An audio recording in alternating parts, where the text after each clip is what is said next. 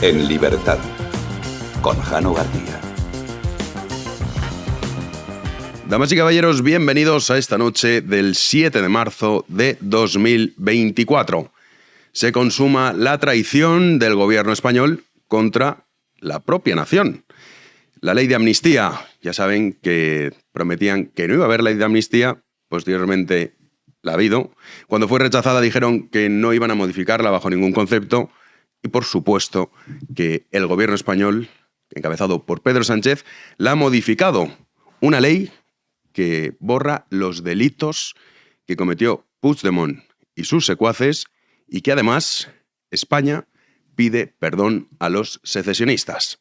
En concreto, la ley de amnistía se ha hecho ad hoc para que Puigdemont pueda regresar a España, que amenaza con regresar en julio. Y algunos dicen, bueno, pero esto ya es el final. Ahora lo veremos, porque también hay que decir que entramos en un terreno desconocido y que son muchos los catedráticos, incluso constitucionales, de derecho, que dicen una cosa y la contraria. O sea que no sabemos muy bien qué es lo que va a ocurrir. Lo que sí que sabemos es que esa ley de amnistía ha decidido que no se considerará enriquecimiento el desvío de fondos públicos si no están dedicados al lucro personal. Es decir, que Puigdemont pudo malversar, pero como no se quedó el dinero, entonces es corrupción buena. Porque aquí ahora estamos con corrupción buena, corrupción mala. ¿Te la has quedado tú? Ah, entonces no. Esto no lo amnistiamos. Ah, que no te lo has quedado tú, que lo has utilizado para perseguir o lo has utilizado para que esos CDR se dedicasen a palizar a los policías nacionales. Vale, entonces esto es bueno. Lo mismo ocurre con la cuestión del terrorismo, que era otra de las grandes preocupaciones de Carles Puigdemont. Aunque en este caso, y aquí hay más dudas, ya saben que hay esa diferencia, no se va a amnistiar el terrorismo que atente contra los derechos humanos. Claro, esto ya abre un interrogante y es, ¿acaso existe un terrorismo que no atente contra los derechos humanos? Y además es que se escudan diciendo, no, lo que han hecho es un apaño. Es decir, esto lo vamos a adaptar a las normas europeas, porque el Código Penal español es mucho más severo en relación al terrorismo que la normativa europea, que es mucho más laxo. Entonces dicen, no, esto acorde a la normativa europea. Ya, pero es que la ley española dice que el terrorismo callejero, por ejemplo, lo que hizo los CDR y compañía, eso se persigue. Dicen, no, pero da igual, nosotros esto lo adaptamos con la normativa europea. Pero claro, insisto, ¿acaso existe un terrorismo que no atente contra los derechos humanos? Pues según el gobierno sí, hay un terrorismo bueno y hay un terrorismo malo. Es decir, que si tú te dedicas a reventar las calles y, eso sí, a palizar a policías nacionales, eso está bien, porque no atenta contra los derechos humanos. Como no ha torturado a nadie personalmente Carles Puigdemont, pues entonces, claro, esto hay que amnistiarlo. Y por último, que ya saben, la alta traición por esos vínculos y la injerencia rusa en relación a Cataluña, salvo que haya habido, y cito literalmente, una amenaza efectiva y real a la unidad territorial, pues no se considerará que se ha cometido un delito de autotraición, es decir, que también entrará dentro de la amnistía. Claro, algunos dicen, bueno, pero el uso de la fuerza, esto, un juez es posible que diga que sí, que se ha utilizado la fuerza, aunque no sea que haya entrado el ejército ruso a España. Pues, queridos amigos, como les digo, entramos en un terreno desconocido. De hecho, hoy mismo hay algunos expertos que dicen, esto que han hecho es una chapuza. Por ejemplo, adaptar la amnistía a las normativas europeas y no al Código Penal español, les va a salir rana. Eso dicen algunos. Otros, todo lo contrario. Y yo, ¿qué quieren que les diga? No soy catedrático de Derecho, entonces, pues básicamente uno solo puede leer y no sabemos en qué terreno entramos. Lo que sí que sabemos es que tenemos un gobierno que es capaz de amnistiar todos estos delitos, hacer una ley ad hoc para una persona para poder seguir estando en el gobierno, que es la peor de las corrupciones a la que nos podemos enfrentar. Y hablando de corrupción, tenemos a Félix Bolaños, que dejaba unas declaraciones, dice que esto va a pasar a la historia. Y desde luego que van a pasar a la historia. Esta es una ley que hoy marca historia, la mejor historia de España, la historia de la reconciliación y de la convivencia, la historia de un gobierno valiente, de un partido socialista valiente, que se mira a los ojos con personas que piensan muy diferente y que desde hoy abrimos una nueva etapa. una nueva etapa para hacer política dentro de las instituciones, con la Constitución y dentro de la Unión Europea. Quiero concluir felicitándome y diciendo que gracias a todas las personas que lo han hecho posible. Se autofelicita Félix Bolaños, pero la pregunta es, ¿y que cómo se hacía la política hasta ahora? O sea, ¿es que acaso en España antes la política no se hacía, como ha dicho este señor, por llamarlo de alguna manera, que por mucho que mueva los brazos efusivamente, no va a llevar más razón? Desde luego que es histórico el día de hoy.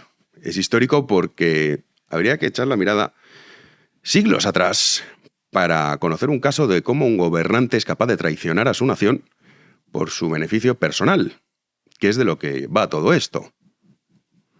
Y tenemos a sus socios, los secesionistas, emocionaba Bolaños, ¡ay, gracias a los que lo han hecho posible! ¿Quién ha hecho posible esto? Bueno, ahora lo repasaremos, porque esto no es culpa de la Constitución, ni del rey, ni de Europa, ni de todo este rollo. La culpa es nuestra, del pueblo español, que ha tolerado que esta gente esté ahí. Pero salían los secesionistas diciendo que estos socios que han permitido también que esta ley salga adelante, a la que Bolaños les daba las gracias, pues completamente malentonados, diciendo que, vamos, a ver si se creen que esto va por la convivencia. Que no, que no. Escuchen a Míriam Nogueras.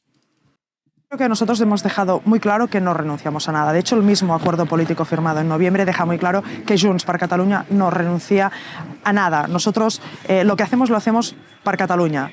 Y en este caso la ley de amnistía también es imprescindible que se deje de hacer el daño que se está haciendo a Cataluña desde hace tantísimos años, solo por el hecho que hay mucha gente que creemos que lo mejor que le puede pasar a Cataluña para progresar, para que la gente tenga nuevas oportunidades, para disponer de los recursos que generamos en Cataluña, es que Cataluña sea un Estado independiente de Europa. Pues no parece que haya calado el mensaje de la convivencia y la política a las instituciones. Ho tornarem a fer, ya saben, los mismos que, claro, ahora lo hacen con más razón, porque la amnistía, a diferencia del indulto, la amnistía es que el Estado español le ha dicho, oiga, disculpe usted por haberle perseguido. Usted no hizo nada malo. Y claro, esto es un balón de oxígeno a ese secesionismo que estaba en horas bajas. Escuchen al presidente de la Generalitat de Cataluña, en este caso Pere Aragonés. La represión del Estado ha sido ilegítima y, por lo tanto, esta corrección nos da la razón a los que siempre hemos defendido que estamos ante una causa general motivada políticamente. También quiero transmitir mi agradecimiento a todos los grupos parlamentarios que, en el día de hoy, en comisión, han dado apoyo a la aprobación de esta ley. Pues esa es la clave. La ley de amnistía viene a decir, perdónenos, y que esos policías nacionales perseguidos, guardias civiles, esos catalanes, que son muchos, no hay que olvidarlo, que viven en Cataluña, que defienden la nación española y que tienen que sufrir todo tipo de insultos, discriminaciones, todos ellos son los malos. Los buenos son los que se dedicaban a utilizar el dinero público para perseguir a aquellos que decían rotular en español sus negocios. O para aquellos padres que exigen que se cumpla la normativa y que al menos el 25%, se estudie en español. Esos padres son los malos, los buenos son los que los persiguen. Es una distopía brutal, pero es lo que supone la amnistía. Decirles ustedes tenían razón y nosotros les estamos persiguiendo de manera ilegítima. Y por eso usted puede volver aquí. Míriam Nogueras también, claro, volvía a hablar y decía lo siguiente. Bueno, esta ley, como digo, ahora sí, es una ley integral que incluye a todo el mundo y que es de aplicación inmediata. Veremos si algún juez que prefiere prevaricar antes que aplicar esta ley. Pues ya saben, a ver si algún juez se atreve amenazando a los jueces. Míriam Nogueras, queridos amigos. España sometida a una panda de aldeanos con ínfulas de grandeza. Y Míriam Nogueras amenazando a los jueces, mofándose. Esto es lo que ha traído el progreso, la convivencia y la concordia. ¿Y la oposición qué? Pues bueno, en primer lugar, Cuca Gamarra decía que, a ver un momento, Claro, es que también tenemos una calamidad de oposición. A ver, es que esto creo que lo están haciendo, me están desmontando la nación, pero no siguiendo los procedimientos legales. Escúchenla en la comisión. A repartir. Por ello, lo que le solicitamos serían dos cuestiones. La calificación de esa enmienda por parte de la mesa y, por otro lado, la suspensión de esta comisión para que los miembros de la misma podamos disponer del tiempo oportuno para poder ejercer nuestras funciones al amparo del artículo 23 de la Constitución, algo que la mesa de esta comisión tiene la obligación y la responsabilidad de garantizar. Muchas gracias. Todo venía porque es que dicen, es que nos han pasado el documento a última hora y no hemos podido estudiarlo. Entonces no sabemos cómo va a ser esto. A ver cómo nos lo desmontan. ¿De verdad necesitas tiempo para estudiar algo que es bastante evidente? Hay un cambio de régimen en España y te preocupas por... Hay que haber un momento que el documento no ha dado tiempo a ver cómo lo vais a hacer. También estaba Núñez Feijóo, que esta ha sido una de tantas voces pidiendo auxilio a Europa que venga a rescatarnos y que no permita lo que es, desde luego, una absoluta vergüenza, que es esta ley de amnistía. Pero ahora veremos que Europa poco o nada puede hacer. Escuchemos a Feijóo.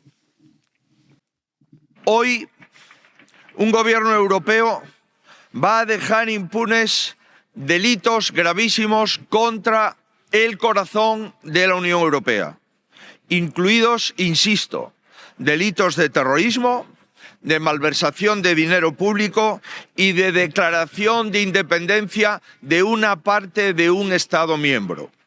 Un gobierno cada día más acorralado y más fácil de extorsionar por quienes ponen como precio el Estado de Derecho. Eso es la amnistía. Eso es la amnistía que el gobierno de España está pactando en este momento con los secesionistas. Sí, eso es la amnistía, pero ¿Europa qué puede hacer? Porque claro, todo el mundo está diciendo, no se preocupen, que ya verán ustedes cómo Europa no permite esto. La Unión Europea no puede decir esta ley de amnistía no se aprueba. La ley de amnistía se va a aprobar. ¿Qué es lo que puede hacer la Unión Europea? En cualquier caso, lo que puede hacer es, como hizo en otras ocasiones con otros Estados miembros, decir, bueno, pues estos fondos o la cuestión económica, bloquearla. Multas, etcétera, etcétera. Eso es lo que puede hacer la Unión Europea. Nada más. O sea, no crean que ahora de repente va a salir unos burócratas, que además es que esto de estar todo el día diciendo, ay, la Unión Europea que venga a salvarnos, que le damos exactamente igual. Como lógico y normal. Realmente lo único que les interesa es la cuestión económica. Ahora, cuando ocurren este tipo de cosas, como ocurrió, por ejemplo, en Polonia también, pues lo que se puede hacer, o el caso de Rumanía, se puede decir, bueno, pues si tú vas a aprobar esto, nosotros lo que hacemos es sancionarte económicamente. Pero ya está. La ley de amnistía saldrá adelante. Para que vean el país en el que vivimos, que es, de verdad, uno lo observa y no da crédito.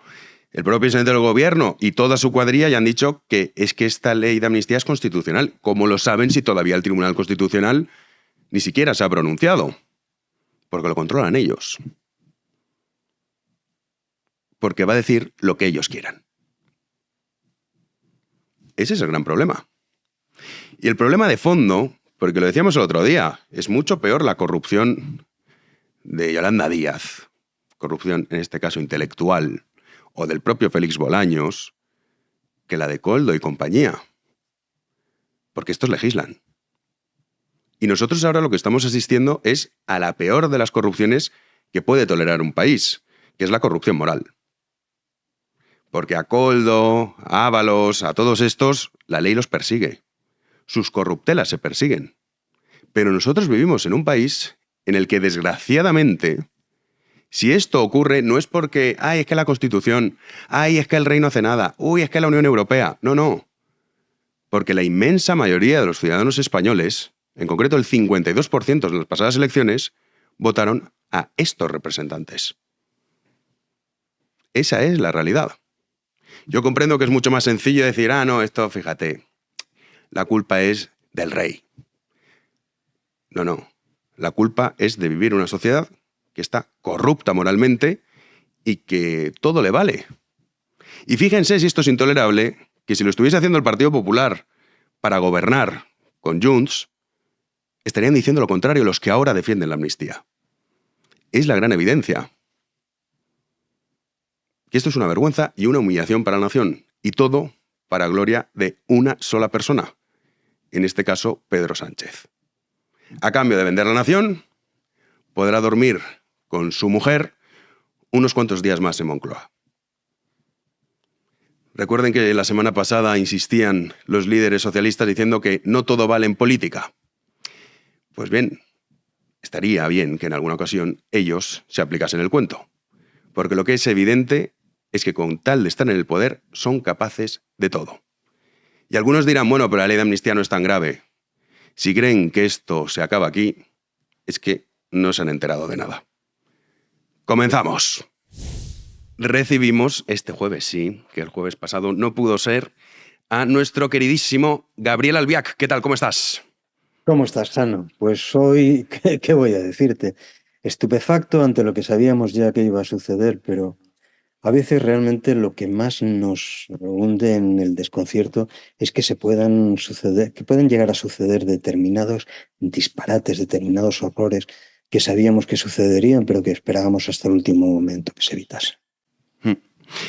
Claro, es que al final hemos conocido esta ley de amnistía que es ad hoc para Puigdemont. Yo creo que nos estamos todos entreteniendo con el tema de Koldo, que ya es ir a Europa, ya lo hablamos aquí, que esto iba a ser mucho más, pero quizá la peor de las corrupciones a las que pueda asistir una nación es a esta ley de amnistía por lo que implica y por lo que supone. Sí, además las dos cosas se cruzan, vamos a dejarnos de historias. Lo primero que tiene que sacar como conclusión hoy el ciudadano es que vivimos en un país cuya clase política se considera perfectamente legitimada para hacer lo que se le antoje.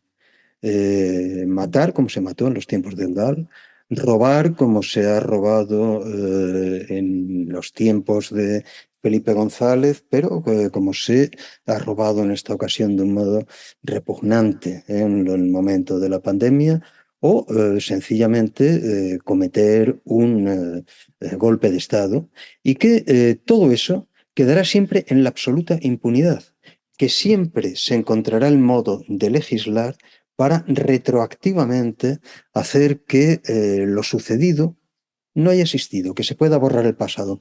No sé si recuerdas un pasaje de San Agustín, sumamente aleccionador, que dice que ni siquiera Dios puede hacer que lo que fue no haya sido. Bueno, pues puede ser que Dios no pueda, pero los políticos españoles sí pueden. Lo que acaba de hacer, lo que ratificará el Parlamento la semana próxima, lo que hoy se ha aprobado en la Comisión de Justicia, es que los peores delitos, realmente los peores delitos que se pueden cometer en un país, se pueden borrar retroactivamente y a la medida. Y hay algo que yo creo, Jano, que deberíamos tener a la vista. Tú contraponías la corrupción en torno a Koldo, que es en torno a Ábalos, que es en torno a Sánchez.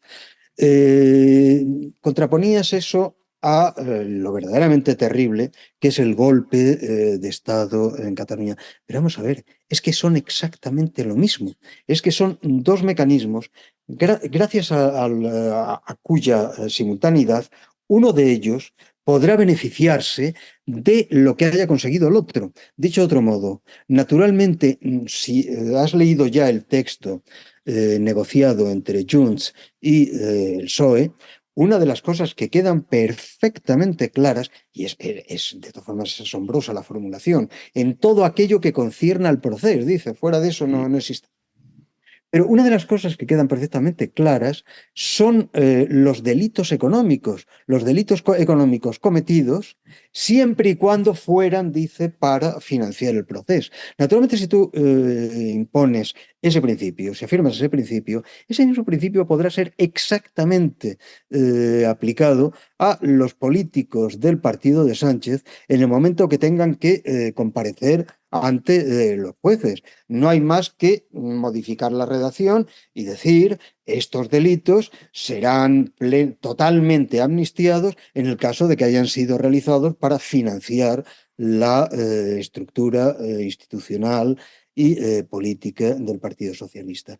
Vamos a ver, el golpismo y la corrupción económica no son dos realidades diferentes, son dos realidades que se entrecruzan por completo. ¿Por qué se fija exactamente la fecha en la que Pujol inicia toda la dinámica de lanzar el movimiento independentista? Pues hombre, porque es la fecha en la que los jueces inician la investigación en torno al robo masivo de dinero público por parte de la familia Pujol. En lo que concierne a Cataluña, el independentismo de estos últimos 20 años ha estado directamente ligado a una banda de gángsters que han saqueado el dinero público. De ese saqueo del dinero público, una parte ha ido naturalmente a construir esa especie de Estado paralelo que está ya montado, que se intentó poner en funcionamiento cuando el golpe de Estado de 2017 y que se va a intentar, no se va a intentar, se va a poner en funcionamiento probablemente antes del otoño.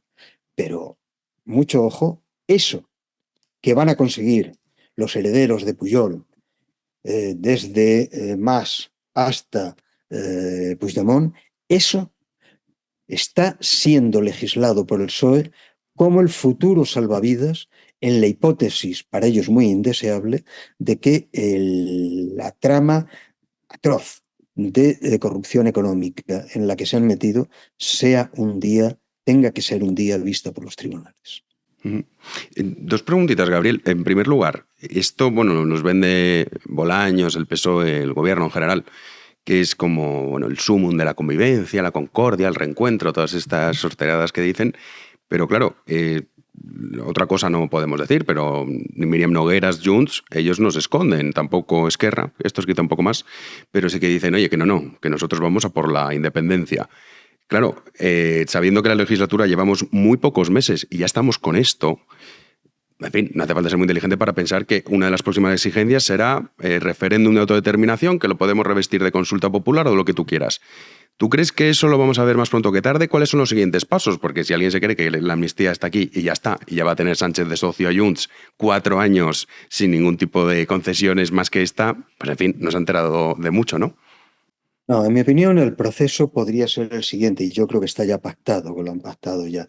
De aquí al otoño, probablemente hacia el otoño, es cierto que en medio están las elecciones europeas y eso puede condicionar un poco todo, pero de aquí al otoño el gobierno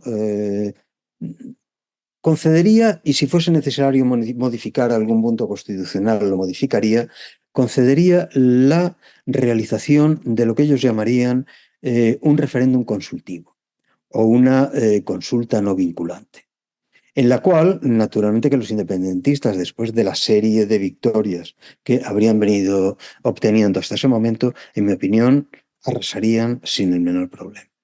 Una vez conseguido la victoria en el referéndum consultivo, el gobierno de Madrid diría, tenemos que entrar en razón, el pueblo catalán ha dictado su voz y por lo tanto lo que a nosotros nos corresponde es, en función de esa convivencia y saludable amistad que acabas de invocar, digo, lo que le corresponde al gobierno de España es legislar conforme a esa nueva realidad que es la de la voluntad independiente de vivir una condición independiente en Cataluña.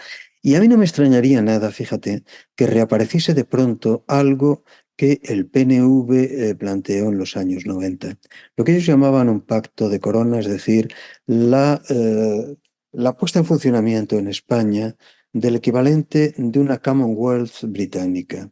Es decir, el mantenimiento de un vínculo puramente simbólico referido a una jefatura del Estado sin funciones de ningún tipo, pero la completa independencia de cada uno de los países que la constituyen. La relación que pueda tener, por ejemplo, Canadá o Australia con la corona británica.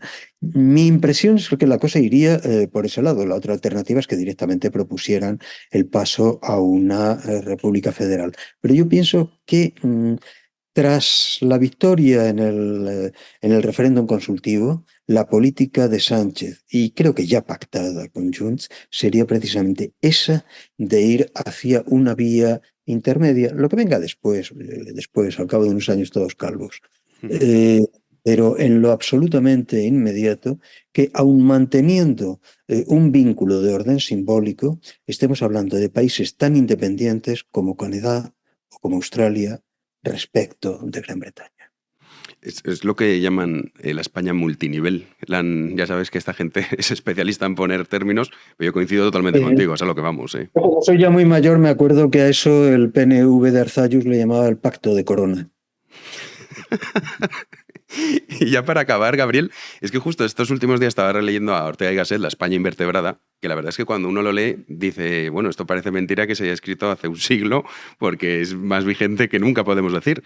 Y él recalca una cosa que me parece que es muy importante, él lo denomina el nihilismo nacional, ¿no? Que decía, oye, yo puedo comprender que hay estas ciertas pulsaciones secesionistas en ciertos territorios, pero me preocupa mucho más que en las Castillas o en Andalucía, Extremadura, etcétera, etcétera, en el caso, digo, llevado al siglo XXI, exista votantes, porque esto dices, a ver, la culpa podemos decir que la Constitución lo tolera, que el rey lo que tú quieras, la Unión Europea, pero al fin y al cabo tienes a unos ciudadanos españoles, millones de ciudadanos españoles que han depositado su voto en este tipo, en el Partido Socialista.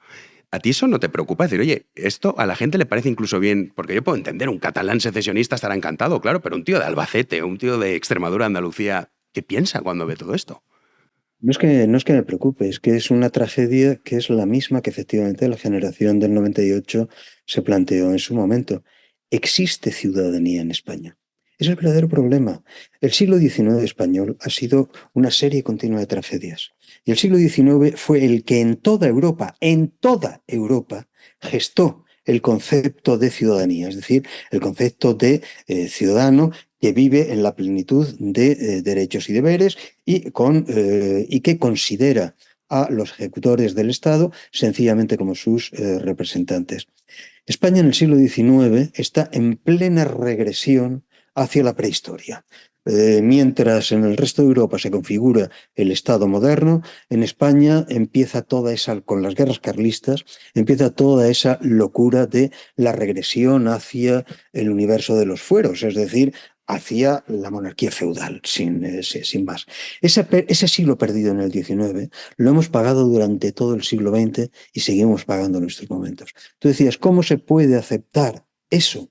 Eso no se aceptaría en estos momentos tan pasivamente en ningún país de Europa, desde luego, porque en cualquier país de Europa la conciencia de la primacía ciudadana es prima de modo absoluto sobre todo lo demás.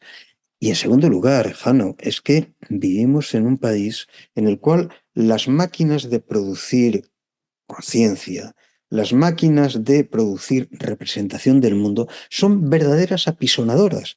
En estos momentos, el imperio mediático del que dispone un gobierno para tallar literalmente a la medida la cabeza de sus ciudadanos es inmenso, inmenso. Y efectivamente, pues bueno, hay una parte de los ciudadanos que se informan leyendo diversos medios de prensa, pero es una parte mínima, no nos engañemos, nadie lee, o un porcentaje mínimo de personas lee hoy en España. Las máquinas de cobrar certeza y certeza absoluta son las pantallas, ya sean los televisores, ya sea su resonancia a través de las redes sociales. Y en esa batalla, efectivamente, el PSOE ha entendido desde el primer momento, y lo han entendido muy bien los nacionalistas, que no hay más hipótesis verosímil que la de fulminar completamente al enemigo, exterminarlo, hacerlo desaparecer.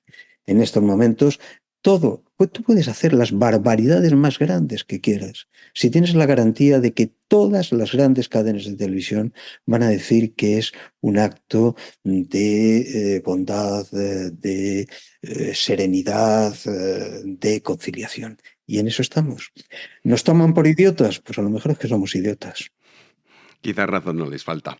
Bueno, pues Gabriel, nosotros desde aquí hacemos lo que podemos y te agradezco muchísimo que estés con nosotros cada semana y también, recuerden, pueden leer a nuestro querido Gabriel en El Debate, que también está ahí.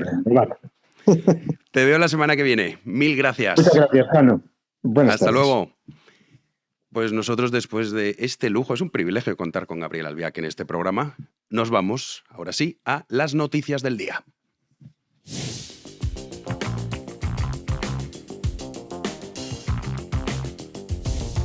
Damos ya la bienvenida, ahora sí, a Javi Sanz. ¿Qué tal, Javi? Hola, Jano, muy bien. ¿Y tú? ¿De jueves? Pues bueno, siguiendo lo de la amnistía y también la opinión sincronizada que decimos, que bueno, que esto, Herrera, pero dicen, claro, hay un gran debate de ¿Quién surgió? ¿De dónde surgió el término? A mí me da igual. Yo se lo escuché a Guadalupe aquí en Big One, en Libertad, así que para mí es Guadalupe. Punto final. Lupe nos dijo que fue en el programa Herrera, pero es que ahora hay algunos que nos escriben que nos dicen, no, fue un colaborador del programa de Herrera, pero nos dicen el colaborador. Hay que encontrar el primero. Hay que encontrarlo. Sí, porque la opinión sincronizada está trabajando a destajo. Yo creo que va a acabar yendo a las Olimpiadas. Vamos con ellos. Efectivamente, vamos a empezar a repasar la actualidad del día con, obviamente, pues todos los medios de comunicación han estado analizando, informando, contando esa nueva ley de amnistía que bien analizaba Jano también en su editorial. Y me he dado una vuelta por redes sociales a ver cómo informaban los que muchos llaman ese equipo de información sincronizada, de natación sincronizada. Primero me he pasado por la Hora de Televisión Española, su presentadora Silvia Ichaurrondo, que fue renovada además el mismo día de su dura entrevista a Alberto Núñez Feijóo por más de $500,000 atención, $500,000, intentaba de esta manera defender estos cambios en la nueva ley de amnistía. Ante las amnistías que conocemos, tanto en España como fuera, el apoyo social en un primer momento nunca es mayoritario. ¿Por qué? Porque provoca más recelos que otra cosa. Pensemos en las amnistías que se han hecho en otros países. Pensemos en la amnistía del 77. Cómo luego, con el tiempo, es cierto que la sociedad dice, oye, es lo mejor que podíamos haber hecho, pero que en ese momento, si se hace una encuesta, claro, yo no sé qué habría opinado este país de que se amnistíen todos los delitos previos.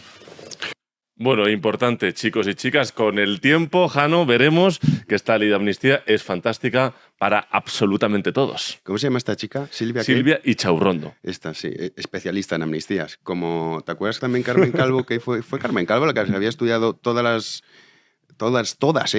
no dejó ni una constitución del mundo, y para decir que sí, que efectivamente esto entraba, la cuestión de la amnistía, es que en la democracia española. Se habla como de países extranjeros, países europeos, como comodín. Sí, claro. Dice como comodín. Sí, esto es muy... seguro que cuela.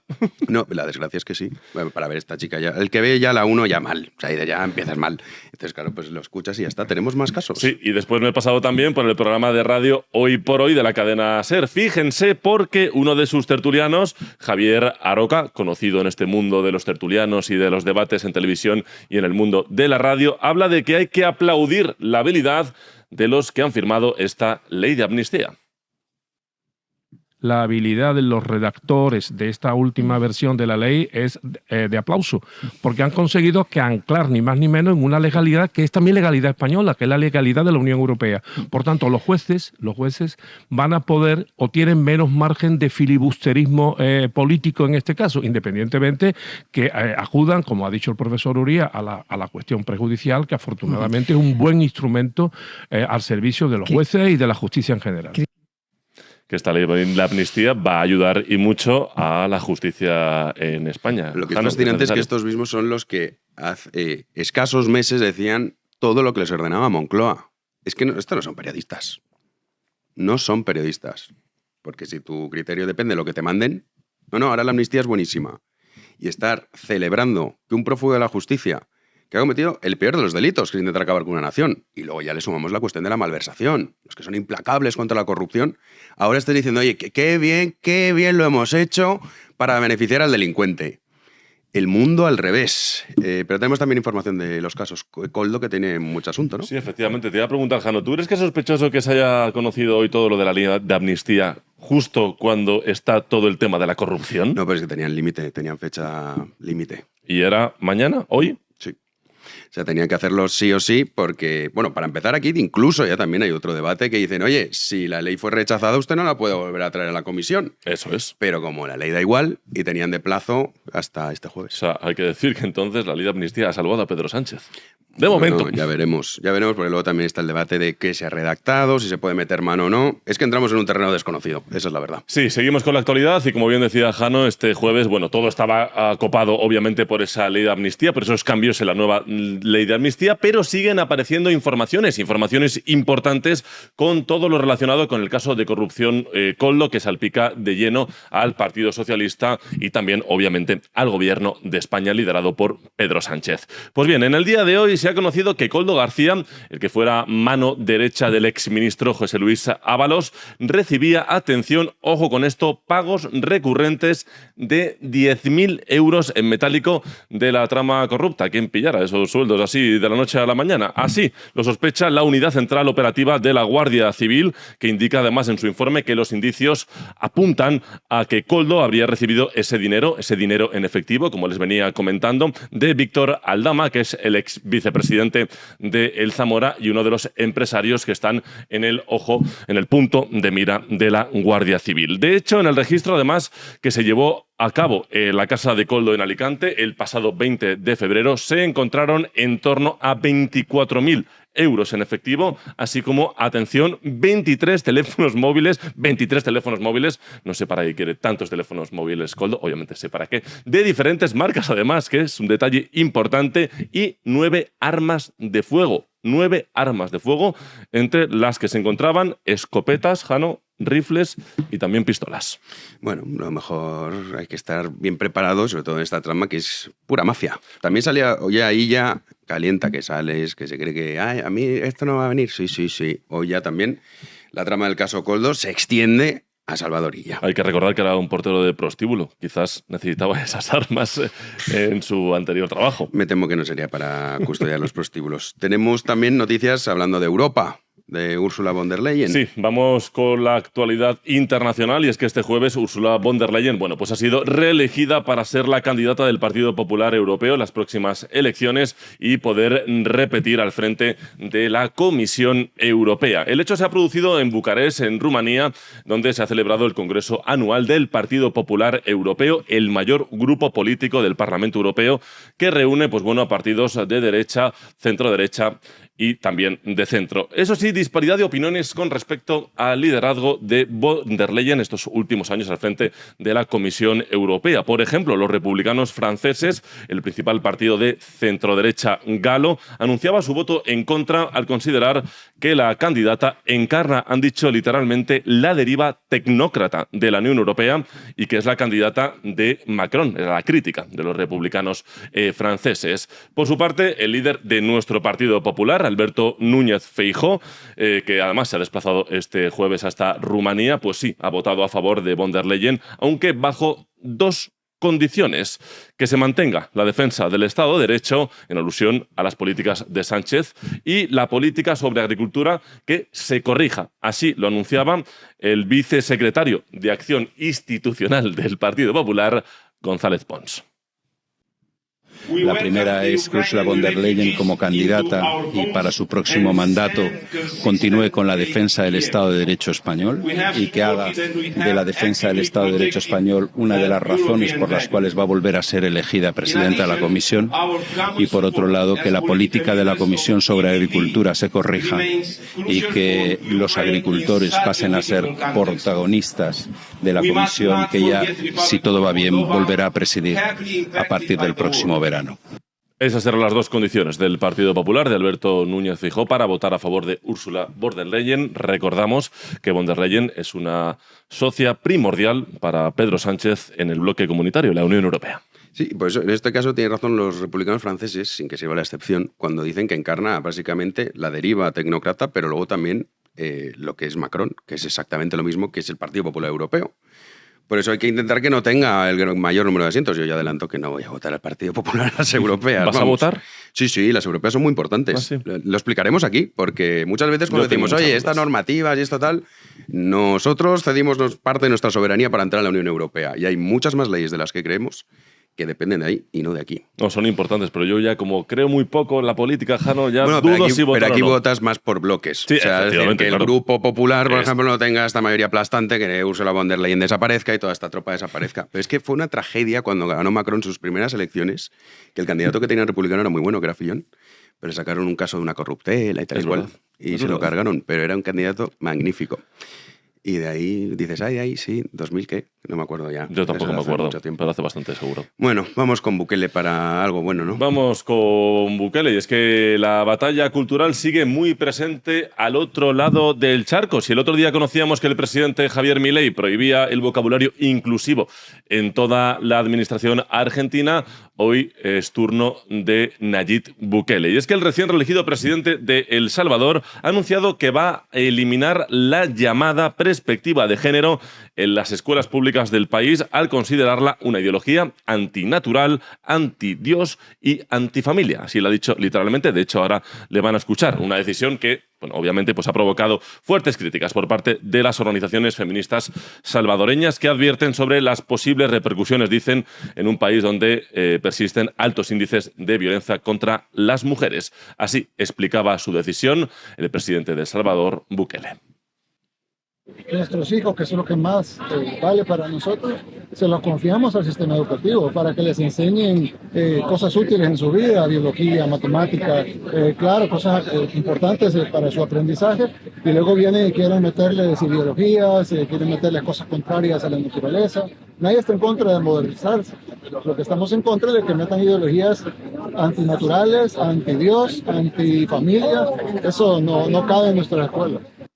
Así justificaba Bukele su decisión. Hay que recordar que hace bien poco arrasó las elecciones, por lo tanto tiene banda ancha para hacer muchas políticas que quizás antes pues, no podía. A ver, antinatural, antidios. ¿Por qué antidios? Yo tampoco entiendo, ya sabemos que... Antinatural bien, pero antidios. Antidios. Hombre, estamos viendo que Bukele tiene una tendencia también muy conservadora, hay que tenerlo en cuenta. Eso es muy típico también en Hispanoamérica. Sí, sí. Incluso, ¿tú te acuerdas de Castillo, el que era el peruano este, que tenía el del sombrero, que era muy divertido? Sí, que duró poco, que se dio un autogolpe. Poco, madre mía. Se dio un autogolpe. No sabía ni hablar el pobre. Pues este, por ejemplo, como también es muy, muy religioso, porque es muy habitual en Hispanoamérica, que de hecho la gente dice, la izquierda está a favor del aborto, el matrimonio homosexual. En Hispanoamérica no, Pregunten y verán. Pero el caso es antidios, porque esto... De hecho, yo creo que habla de antidios por justamente lo que han mencionado del matrimonio homosexual, que los meten en perspectiva de género, que no tiene nada que ver, pero en el fondo de la cuestión habla de ello. Bueno, el lenguaje inclusivo hay que prohibirlo, primero por puro sentido común y sobre todo porque es que es absurdo, es que es estúpido, es que es antinatural en el sentido que tienes que esforzarte continuamente para poder hablar así, si no es que no te sale. O sea, por lo que tú dices, que la izquierda de Latinoamérica, los homosexuales, nanay. Nanay de nanay. Por eso critican, yo creo, esta decisión de Bukele. Puede ser, pero la criticará la izquierda aquí. Allí hay pequeños grupúsculos y grupos feministas que pero dicen... Eso en Argentina. En Argentina sí, porque están más europeizados. Pero aquí cuando salía Yolanda Díaz diciendo ¡ay, cómo mola Castillo, nuestro líder monedero y tal! Y dices, pero vamos a ver si este hombre va en contra. Porque es la izquierda, podemos decir, tradicional. Claro, es que la izquierda posmoderna, que es la que sufrimos aquí... Había unos vídeos de Castillo, Jano, por ahí, rondando por redes sociales espectaculares. Sí. Así que nada, pues hasta aquí la actualidad. Pues nada, vámonos a la tertulia. Vamos para allá. Arrancamos la tertulia y damos la bienvenida a Hermenegildo Altozano. ¿Qué tal? ¿Qué tal, Jano? ¿Cómo estás? Hay mucha gente echada en falta, que llevas varias semanas ausente. Porque he estado fuera del solar patrio, como se dice. He estado recorriendo Europa, que siempre viene bien. Ah, bueno. ¿Pero por trabajo o por ocio? ¿O las dos cosas? Siempre por trabajo. Siempre por trabajo.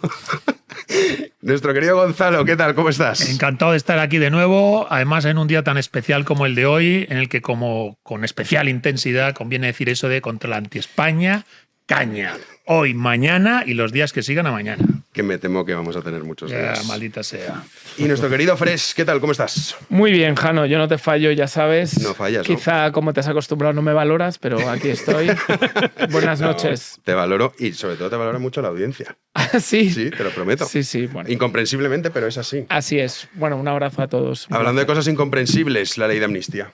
Que es desde luego el tema, bueno, no ha sido aprobada, no sabemos cuándo, porque tampoco han puesto fecha, salvo que me corrijáis alguno de vosotros. De momento no hay fecha para esa votación, pero bueno, ya se ha presentado lo que se someterá a votación y bueno, básicamente pues es una ley hecha a medida de Puigdemont.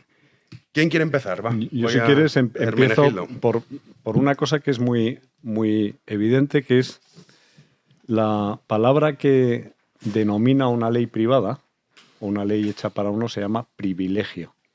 Y esto es un privilegio. Es decir, esto es una norma que consiste en exceptuar la aplicación general del ordenamiento jurídico, en romper un principio de igualdad que habla de que todos los españoles son iguales ante la ley, no es verdad, y en hacer un torcimiento del derecho de tal manera que convierte en bueno o crea apariencia de bueno, porque es que además lo terrible del asunto es, a diferencia de un indulto, una ley de amnistía lo que hace es extingue, borra del panorama el delito, todas sus consecuencias y toda la mácula.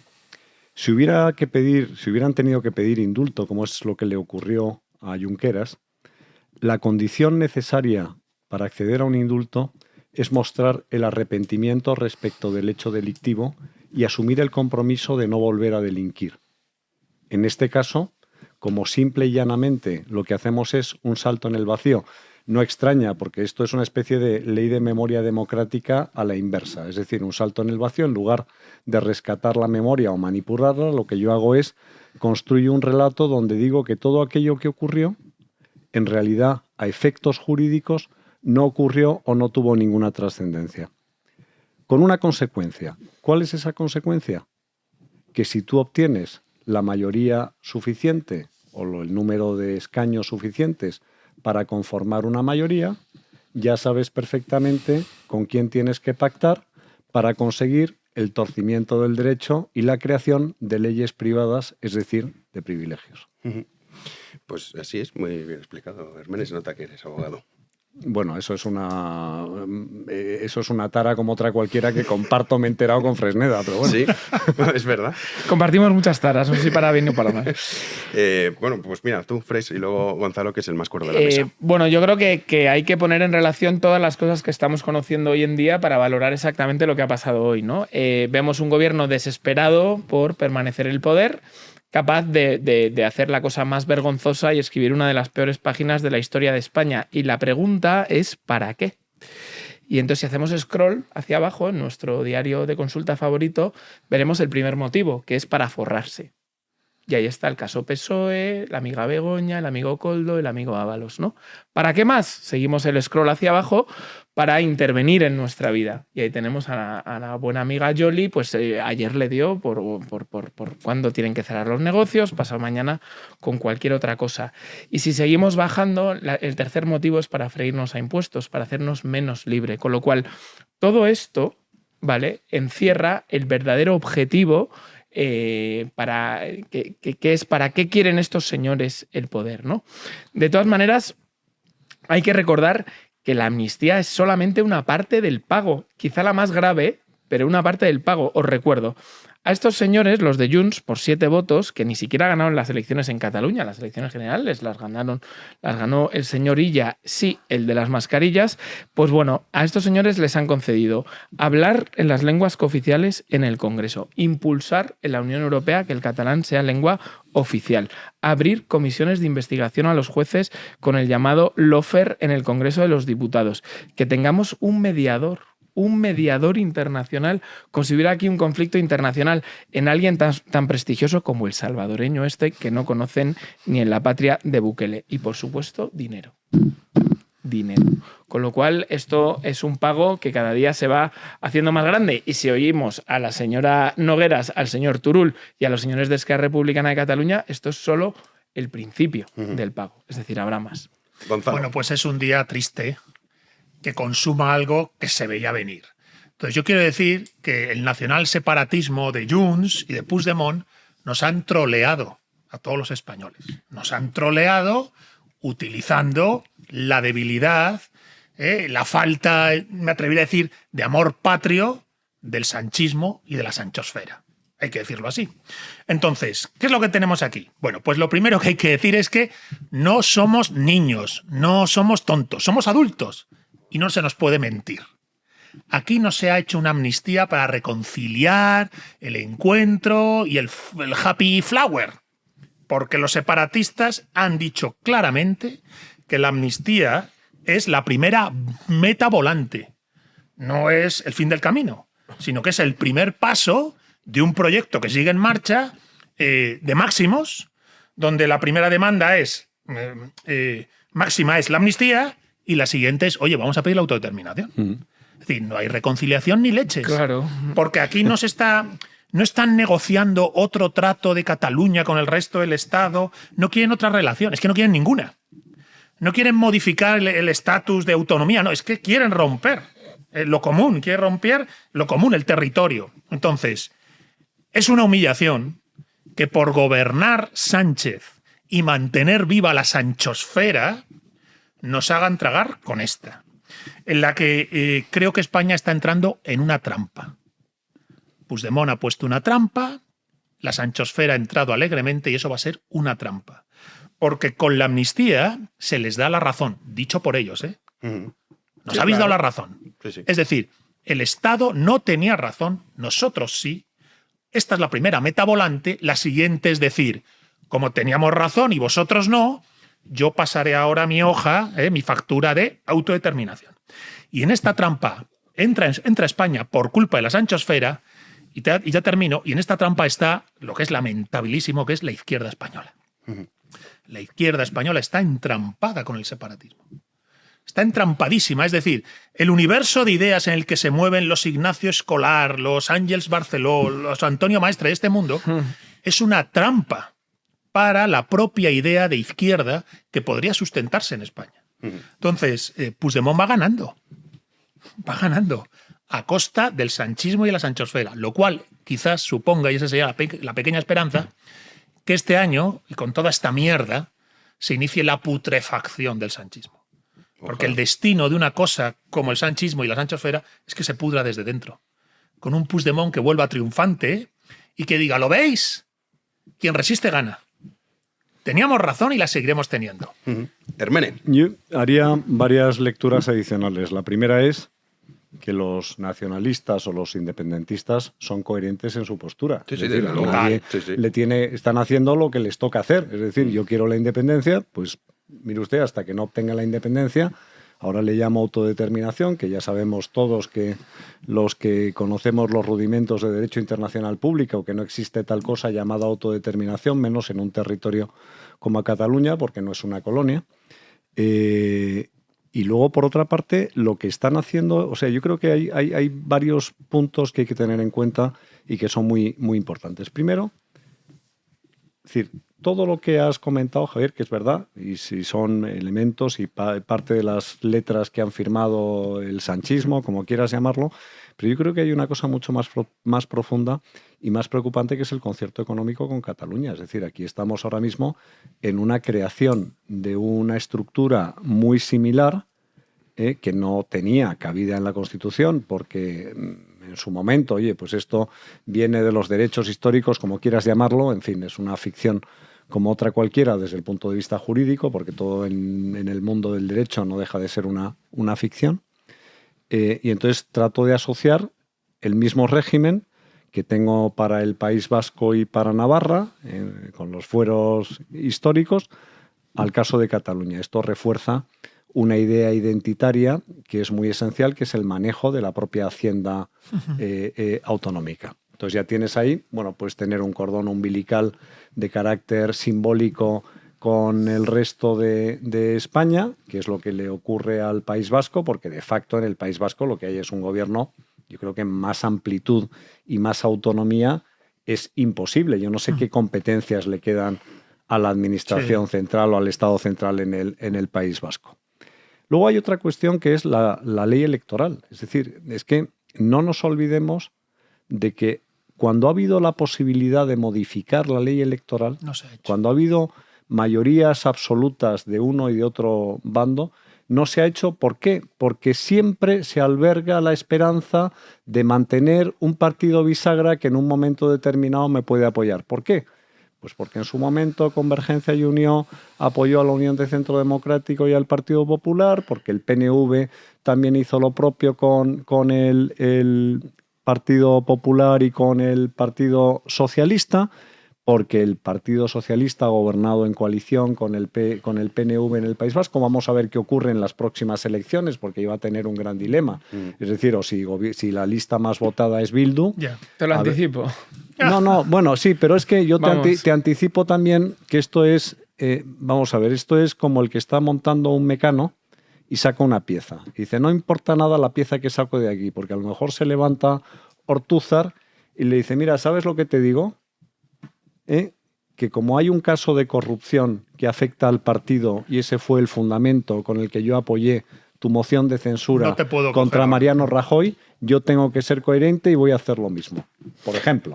Y saldrían los números, porque claro que te salen los números. No, pero es decir, yendo todavía... PNV, no es el tema hoy, pero discrepo. No es el tema hoy, pero teniendo en cuenta que el PNV, como es su naturaleza, pero de ramera auténtica, macho, o sea, va a decir el PNV puede hacer lo que sea. Vamos a ver, el tema es el siguiente, es decir, un independentista es y seguirá siendo independentista porque eso es un sentimiento. Y lo ves en Quebec, y lo ves en Escocia, y da igual que hayas hecho un referéndum, que hayas hecho otro referéndum, que hayas hecho 73 referenda, porque al final el único referéndum que van a aceptar es el que ganen ellos. Claro, es que esto, si me permite, es que también hay que recordar que lo que tenemos enfrente es un verdadero cáncer para la convivencia. El separatismo es un cáncer para la convivencia. ¿Por qué? Porque no aceptan ningún diálogo que no sea reconocerles el derecho a autodeterminación. Pero es que Gonzalo, el único. Gonzalo es una realidad. Es decir, pero eso es una realidad. Es decir, vuelvo a lo de antes. Es decir, tú no puedes culpar, en este caso, al independentista que es coherente con lo que viene diciendo. Lo que quiero decir es que desde el otro lado, los que estamos al otro lado son los que tenemos que darnos cuenta de que esto es un cáncer. O sea, un tipo que te dice, creo en el diálogo, pero solo hay diálogo si me reconoces el derecho a autodeterminación. Y quiero la paz y la convivencia, pero solo hay paz y convivencia si ejerzo el derecho a autodeterminación. Cualquier otra opción, para mí, no es válida. Y entonces te cuelgo el San Benito de retrógrado, reaccionario, facha, lo que tú quieras. Bien, pues hay que darse cuenta que eso es un cáncer, porque lo que ellos están pidiendo unilateralmente, solo hay diálogo si hay derecho a autodeterminación, solo hay paz si ejerzo el derecho a autodeterminación, o incluso si consigo el sí en la votación, ese tipo está impidiendo la convivencia. Y la está impidiendo porque está demandando un atentado contra el común, que no se dice suficiente. La secesión es un atentado contra el común, contra lo que es de todos, lo más de todos, el territorio mismo. Entonces, la clave aquí es insistir en que quien todavía no esté adocenado por la trampa ideológica del separatismo o de la izquierda filoseparatista, que despierte. Quien no esté adocenado, que despierte. Que una cosa son, como dijimos la otra vez, los problemas de España, la vivienda, lo que sea. Eso lo podemos y luego el problema español, que es tener en el salón el dinosaurio separatista. Bueno, que hay que echarle. Bueno, vamos a ver. Y ahora escuchamos a yo creo que es importante la lengua, el problema de algunos españoles. España no tiene ningún problema, ¿no? Segunda cuestión que hay que tener muy en cuenta, el sentimiento del nacionalista, es cierto que como cualquier sentimiento es irracional, ¿no? Pero también hay que repasar qué ha pasado en los últimos 40, 45 años. Es decir, que el sentimiento se ha ido cultivando y ha tenido unos resultados. Es decir, lo que no podemos es cerrarnos los ojos, ponernos una venda en los ojos y decir, no, es que aparecen nacionalistas de la nada, como setas en el campo. No. Este movimiento, este sentimiento ha sido regado abundantemente con recursos, como dice Gonzalo, del común, para más INRI. Es decir, que yo haya estado el lunes y martes en Bruselas y vaya andando por la calle y vea Embaixada de Cataluña pagada con el dinero de todos los españoles y que aquí no haya pasado nada, es una de las cuestiones que debería hacernos... sí, total. Es decir, no es algo... reflexionar, no es algo que caiga de las nubes, ¿no? Esto es como el gordo que está gordo y dice, yo nunca voy a estar como Matt Damon, con lo cual, ¿cómo voy a ir al gimnasio? Claro, si no vas al gimnasio, nunca vas a estar como Matt Damon, escucha, ¿no? Con más razón, entonces es un cáncer. Es que no es un ataque desde fuera. Claro. No es algo que viene desde fuera y te invade. Es una enfermedad desde dentro. Claro, pero algo hay que hacer. Claro, termino. Pero es que algo hay que hacer. Esto es que cada vez son más nacionalistas. Bueno, ¿y qué vamos a hacer? ¿Qué hacemos con la educación, con la televisión y demás, no? Segunda cuestión. Aquí hablamos de convivencia, pero no hablamos de una cuestión básica. Y hoy que estamos en plan jurisconsultos, nos vamos a poner un poquito estupendos. Si hay delito, ontológicamente hay un autor y hay una víctima. Y entonces yo pregunto para esa convivencia, ¿qué pasa con las víctimas de estos delitos? ¿No? ¿Dónde están las víctimas de los daños económicos que sufrieron en aquellos momentos? ¿Dónde están las víctimas de los daños personales? ¿Cuál es la rescisión y la contrapartida que van a tener para esta convivencia? Cero patatero. Y tercera cosa, decimos, bueno, una amnistía aprendamos de ellos, ¿no? Una amnistía ya es un capítulo cerrado, nunca más podremos darle la vuelta. ¿Sabéis cuál es la última amnistía que estos señores se cargaron? La del 77. ¿Con qué? Con la ley de la memoria democrática, que se cargó esa amnistía. Pues juristas de los buenos, a calentar, que hay que hacer la ley de la memoria democrática del 1 de octubre para que estos señores vuelvan a pasar por los tribunales. Sí, pero en un momento, Hermene, porque vamos a escuchar a Bolaños y ahora empiezas tú, si quieres, a la vuelta del corte de Bolaños, porque hablando de Bolaños de convivencia y todas estas cosas, se nota que no la habéis escuchado, Javi. De hecho, era el hombre por excelencia más feliz hoy de toda España. Se le veía por los pasillos del Congreso con una sonrisa enterita en su cara. Y fíjense, porque incluso Félix Bolaños se felicitaba a sí mismo. Escuchen. Esta es una ley que hoy marca historia, la mejor historia de España, la historia de la reconciliación y de la convivencia, la historia de un gobierno valiente, de un partido socialista valiente, que se mira a los ojos con personas que piensan muy diferente y que desde hoy abrimos una nueva etapa. Una nueva etapa para hacer política dentro de las instituciones, con la Constitución y dentro de la Unión Europea. Quiero concluir felicitándome y diciendo que gracias a todas las personas que lo han hecho posible. Parece incluso como que va de víctima, ¿eh? No, es que hace falta ser cursi, ¿no? Pero bueno, aparte de eso, primero, es decir, la reconciliación y la convivencia, hay una foto que es muy gráfica que se produjo cuando Manuel Fraga Iribarne presentó a Santiago Carrillo en su conferencia en el Club Siglo XXI. O sea, que no cuente historias, primero porque él carece de memoria de la verdadera. A lo mejor democrática está sobrado, pero desde luego carece de memoria histórica de la buena. Un apunte por lo que decía Gonzalo y por eso de que los juristas vayan calentando.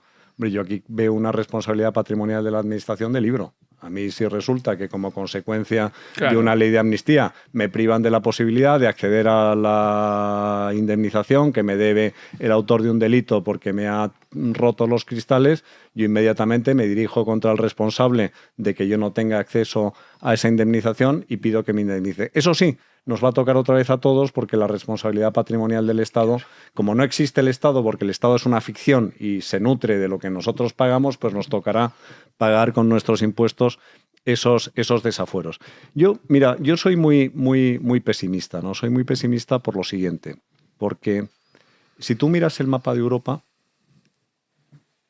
las transformaciones, o sea, tú has podido vivir en una ciudad europea y haber transitado por 3 países distintos en los últimos 100 años. Si tú vivías en Leópolis, has sido Polonia, has sido Unión Soviética, has sido Ucrania, es decir, tienes el Imperio Austrohúngaro, aquello se descuajeringó y la culpa no la tienen estos de hace 20 o 40 años, esto viene del siglo XIX y esto es el espíritu romántico y el creerse en una Arcadia feliz, etcétera, etcétera. Y no tiene final, si es que no tiene el problema o la solución tiene que partir de una cuestión muy sencilla, que esto tiene muy difícil solución. Es que es un problema que tiene muy difícil solución. Entonces, solo hay un lenguaje que se entiende, que es el lenguaje económico. Entonces, cuando la gente empieza a darse cuenta de que determinadas aventuras, me estoy acordando ahora mismo de lo que pasó con Montreal y con Toronto. Cuando Montreal era Montreal, Toronto era un poblachón grande de angloparlantes. Cuando empezó toda esa locura secesionista y lo de los quebecois y el de Gaulle echando gasolina al fuego con Vive le Québec libre y este tipo de cosas, ¿qué ocurrió? Pues que las empresas hicieron lo que han hecho con el caso de la Declaración Unilateral de Independencia de Puigdemont en su momento, que es salir despavoridas de allí e instalarse en otros territorios donde hay seguridad jurídica, donde hay estabilidad política, donde hay previsibilidad de la norma. Y esa es la única solución. Al final es decir, oye, ciudadanos de Cataluña, ustedes son los que tienen que elegir. Si quieren optar entre la libertad, si quieren optar entre la generación de riqueza o si quieren optar por un régimen de uniformidad, por un régimen que mutila las libertades, por un régimen que les priva del crecimiento económico. Porque lo que hay que desvelar en realidad es que el cuento secesionista o independentista es básicamente mentira. No ha habido ningún país que haya secesionado, si se admite el palabra, que se haya convertido, no estoy hablando de la independencia de Estados Unidos respecto a Inglaterra, eso es otra cosa completamente distinta. En la etapa reciente, es decir, es muy difícil. Pero tú no crees que, perdona, y ahora os doy paso, pero no perdona, crees que esto no es el caso ni de Estonia, ni de Letonia, ni de Lituania, claro. que sí fueron países independientes en su momento. Pero tú crees que, o sea, yo coincido en una cosa que has dicho, y es que los independentistas, bueno, están encantados pidiendo la independencia. O sea, se vive mucho mejor contra España que fuera de España. Entonces yo creo que a lo que vamos es que Gabriel Albiac lo comentaba antes, no habíais llegado vosotros todavía, que decían, no, la España multinivel, esta que han llamado, que justo te has dicho la Commonwealth, que has dicho lo de la Commonwealth, has puesto como ejemplo. Yo creo que el modelo al que vamos es ese. Sí. Es completamente desconectados, ahora eso sí, con nuestros privilegios, que vamos a sufragar el resto de españoles. Una cosa superficial, aquí las competencias eran prácticamente todas nuestras, ahora eso sí, las competencias de la pasta, el cupo y tal, esto me lo mantienes. Y con esa simple unión casi simbólica, pero es que yo creo que eso es a lo que se va. O sea, no se va a la independencia real, auténtica de Cataluña, un Estado fuera de la Unión Europea. Tal. No, porque no les interesa, porque luego tú quieres ir a estudiar a universidades, por ejemplo, a la Politécnica, o venir a estudiar, yo que sé, a ICADE o a la Escuela de Arquitectura de Madrid, por lo que sea. Entonces, como tú tengas condición de extracomunitario, porque primero habría que ver cuáles son las consecuencias desde el punto de vista de los tratados constitutivos de la Unión Europea. Dando por hecho una secesión auténtica de decir, oye, fuera de la Unión Europea. Es lo que dices, es... Fres y luego Gonzalo. A ver, yo dos cosas, ¿no? Yo creo que esa España multinivel se llama República Confederal y es claramente la idea que tienen ellos en la cabeza, que seamos ciudadanos de segunda en nuestro propio país. Básicamente que tengas todo lo bueno de ser independiente, pero nada de lo malo, ¿no?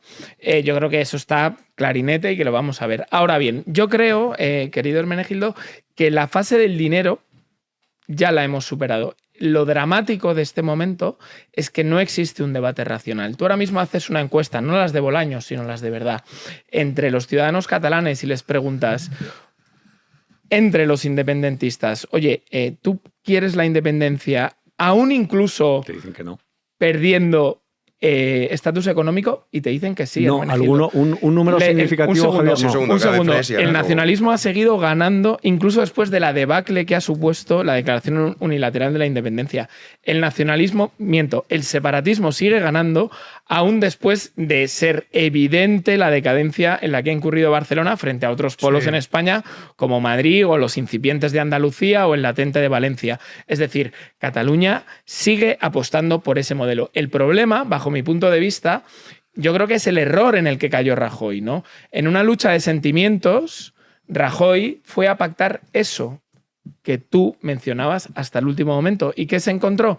Con que el referéndum se produjo, porque ellos ya no es una cuestión de dinero. Totalmente de acuerdo. Es algo más. Entonces, nosotros tenemos que luchar desde nuestro lado, desde los que defendemos la nación española, evidentemente con todo a nuestro recaudo, con el derecho administrativo, con el derecho penal, con el dinero, pero fundamentalmente con el estómago también. Sí. Y hay que decirle a los catalanes que además de Tarradellas estaba el tambor del Bruc, que además del señor Puigdemont está el general Prim.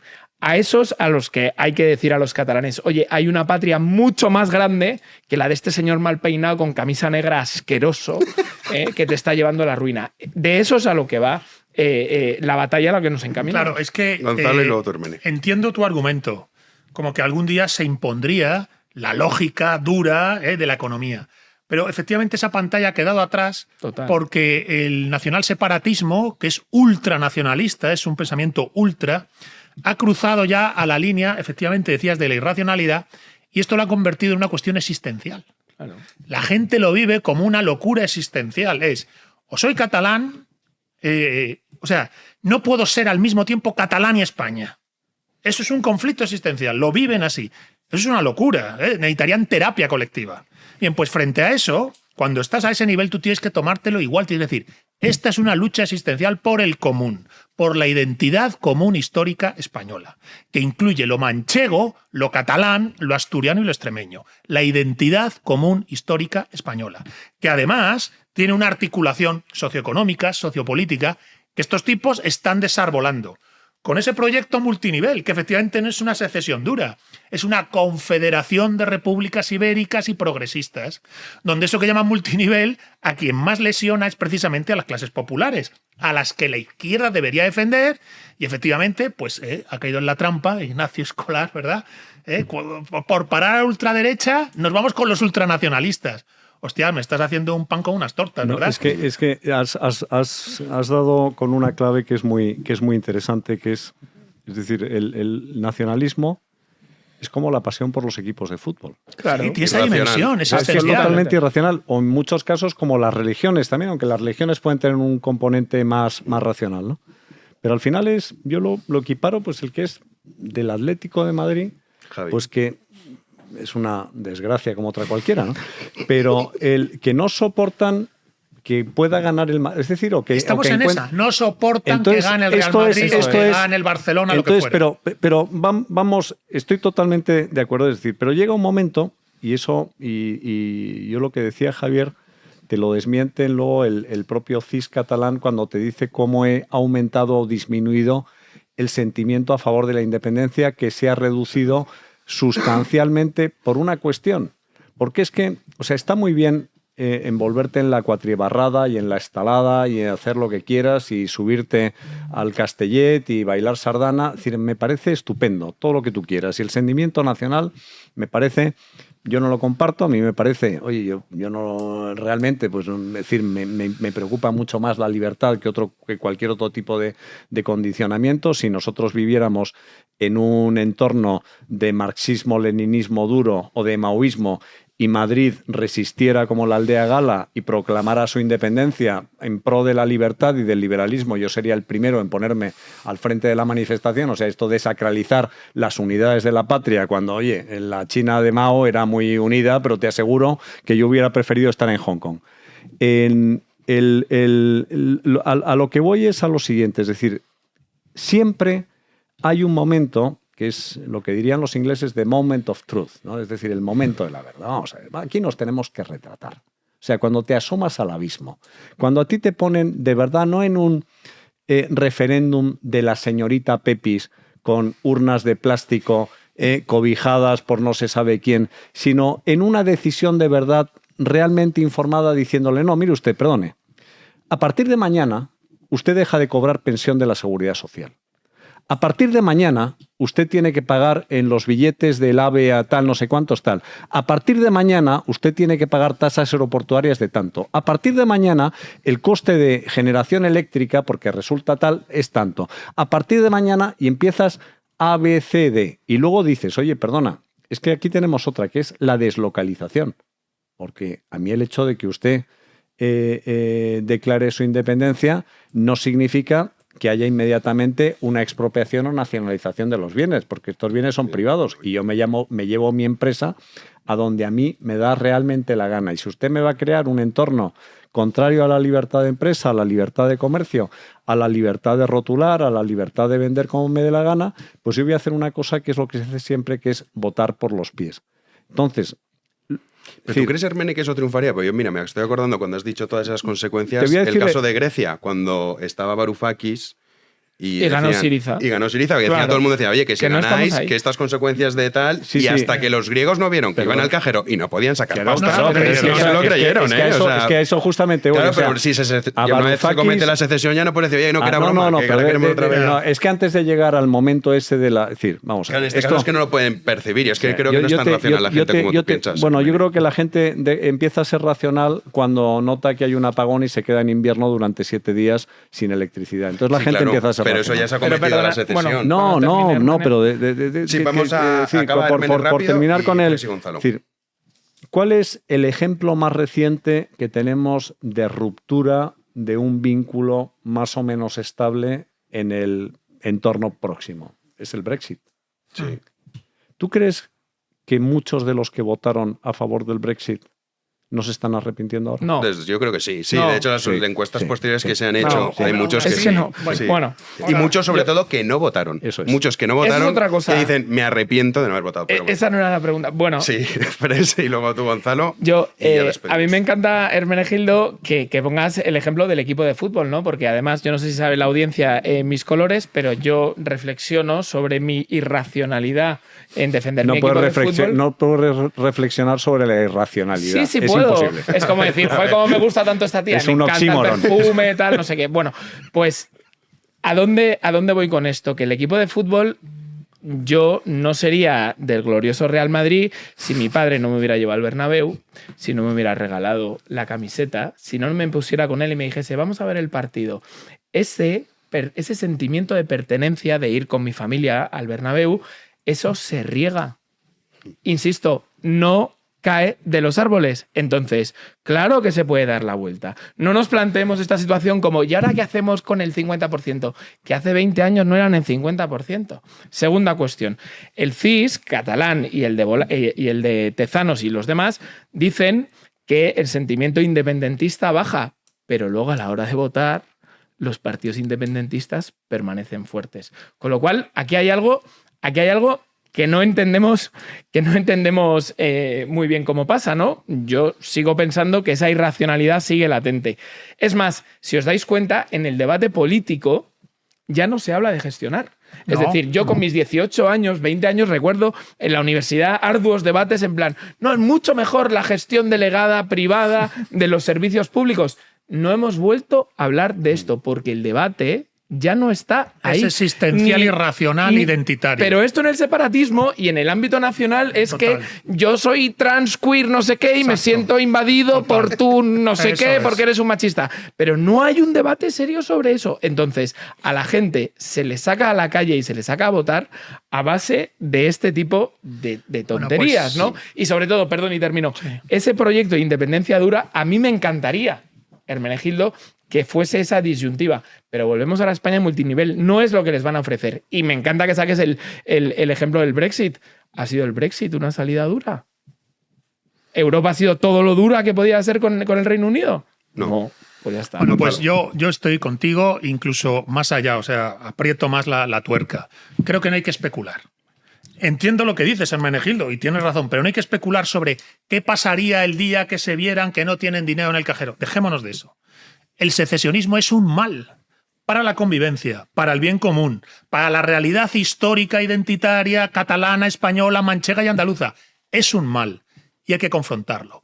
Y ha crecido dentro de nosotros porque se le ha regado como una enfermedad. Es una invasión desde dentro. Es una enfermedad desde dentro. Entonces hay que tenerlo claro. El problema español por excelencia es el de los españoles en ausencia de identidad común española, en negación de identidad común española, que están enloquecidos y que a lo mejor no van a cambiar ya nunca. Entonces hay que hacer un trabajo arduo y decidido, intelectual, cultural, político, me atrevería a decir filosófico y espiritual, para hablar a las generaciones que están por venir. Para que no tengan esa enfermedad existencial que les hace decir, yo es que si soy vasco ya no me puedo sentir español. Yo es que si me siento catalán no puedo ser al mismo tiempo España. No, es que España es este monstruo, esta leyenda negra, y nosotros somos una Arcadia feliz que volveremos algún día a nuestra libertad. Toda esa narrativa enloquecida, que además ha arrastrado en su trampa, lo decimos siempre, a la izquierda. España está en ausencia de una izquierda antiseparatista. Bien, pues ese es el enemigo. Hay que tenerlo claro, es un cáncer, es una enfermedad. No hay que especular, hay que curarse. Y el que ya le tiene dentro el cáncer no lo va a soltar. No me imagino a Míriam Nogueras entrando en razón. No tiene pinta. No, para nada. Hay que hablar al que está por llegar. Acabar. Pero mira, yo te voy a decir dos cosas, Gonzalo. Es decir, esto es como pasemos de las musas al teatro, ¿no? O sea, esto de la unidad, no sé cuánto, si eso está muy bien y aquí entre nosotros nos divertimos mucho y oye, qué razón tienes y estoy de acuerdo contigo, no sirve absolutamente para nada. Vamos a bajar al caso concreto. Es decir, yo diría, ¿qué podemos hacer? ¿O qué se puede hacer? Reforma de ley electoral.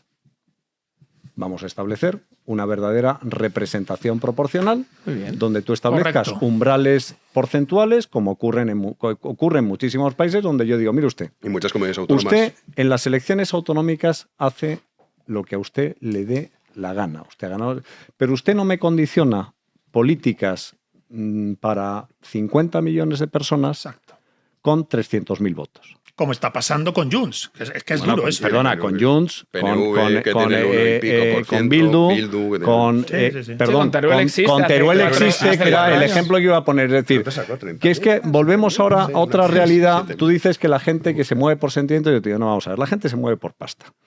Yo no estoy de acuerdo. Sí, pues mira, Coldo. Fundamentalmente mira Coldo. Es decir, esto, o sea, si tú no tuvieras la percepción de que convirtiendo tu voto en esencial tú no ibas a conseguir algo, Teruel existe, no hubiera sacado ningún diputado.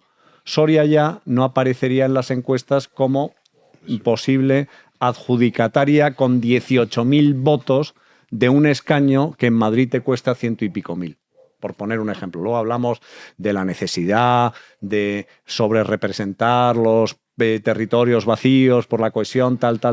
Si tú miras España, España es un donut. Joder. España, la población se concentra alrededor en la costa y en el centro. Y luego alrededor de Madrid está completamente vacío. Entonces, bueno, pues el que consigue sacar un escaño le retuerce el brazo al otro. Entonces, ley electoral yo creo que es fundamental. Otra cosa que es esencial, comunicaciones. Es decir, si tú tienes un tren de alta velocidad a Bilbao y a San Sebastián, probablemente consigas más cohesión que si no lo tienes. Sin duda. Si tú tienes buenas comunicaciones a Cataluña, vas a tener mucha mejor comunicación, vas a tener mucha... Luego, tú puedes hacer otra serie de cosas que a lo mejor a ti te parece una chorrada, pero yo creo que no es tan chorrada. Es decir, si tú miras lo que ocurre en Suiza, tienes el Ticino, donde se habla italiano, la parte francesa, la parte alemana. Y hay suizos que no tienen ni papa de italiano, ni papa de francés, pero no dejan de ser suizos, y hay suizos que hablan francés, etc.